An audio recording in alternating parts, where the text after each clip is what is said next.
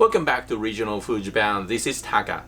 Boiling bones for hours and hours to make ramen broth is a real hassle for a lot of people. But you don't actually need pork bones or chicken bones to make a good broth at home. So today I'll show you how to make a rich and flavorful ramen broth using ingredients you can easily find at a supermarket. So let's get started. For this broth, I'm going to combine two different types of meat to build the flavor. First, pork loin. I chose pork loin because I'm going to turn it into chashu later. And I want that chashu to have a nice meaty flavor without being too fatty. Pork loin has just enough fat, but it also gives the broth a clean, light pork flavor. Second, ground chicken breast. This is going to be the main flavor component of our broth. Chicken breast is naturally rich in umami, which makes it a great choice for making ramen broth without bones. And because it's ground, there's much more surface area, so it releases its flavor into the broth much more efficiently than a larger piece of chicken.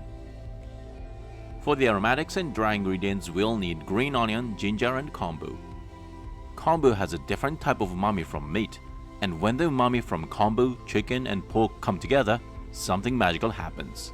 That's what's known as the umami synergy effect. Now let's move on to the actual prep. For this recipe, we're gonna make the pork broth and chicken broth separately and combine them later because they require different cooking times and different heating methods. Place the pork and aromatics in a pot, then pour in enough water to cover the pork. Turn the heat to high and bring the water to a simmer. Skim off any scum that rises to the surface. Now that the water has come to a simmer, turn the heat down to low and simmer it gently for an hour to draw out the umami. After an hour, remove the pork and aromatics and the pork broth is done. By the way, if you want to learn how to make chashu with the pork, check out my all-purpose shoyu tare video linked in the description. Now let me show you how to prepare the chicken broth. Here we have some kombu that's been soaked in water for an hour. Now add the ground chicken breast.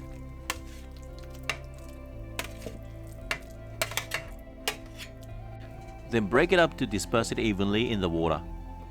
By doing this, you can draw out as much umami as possible from the chicken.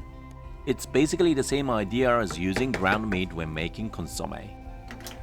Heat it over medium heat and stir slowly from the bottom of the pot with a spatula until small bubbles start to rise. Stirring the broth helps prevent the chicken and the kombu from burning on the bottom of the pot. As you can see, small bubbles are starting to rise to the surface. It's about 90 degrees Celsius now, so it's time to remove the kombu. For this recipe, we don't want to boil kombu because we are aiming for a delicate clear broth while drawing out as much umami as possible. Once you remove the kombu, bring the broth to a simmer, then turn the heat down to low and let it gently simmer for 30 minutes.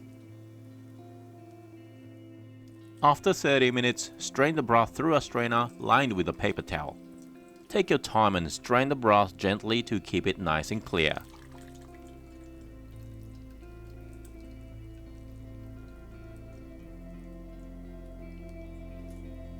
Finally, combine the chicken broth with the pork broth we made earlier. And there we have it, our bone-free homemade ramen broth packed with umami and flavor. Now let's use this broth to make a simple and delicious bowl of Shio Ramen. Add 5 grams of sea salt to a ramen bowl. I normally use shio tare to make Shio Ramen, but simply seasoning the broth with salt works perfectly as well because this broth already has plenty of umami. Pour 360 ml of the broth into the bowl. Some people have asked me why I season the broth in the bowl instead of in the pot. That's because I can easily control the saltiness of the broth and cater to different flavor requests like shoyu or miso. Now arrange the noodles neatly, keeping the strands nicely aligned.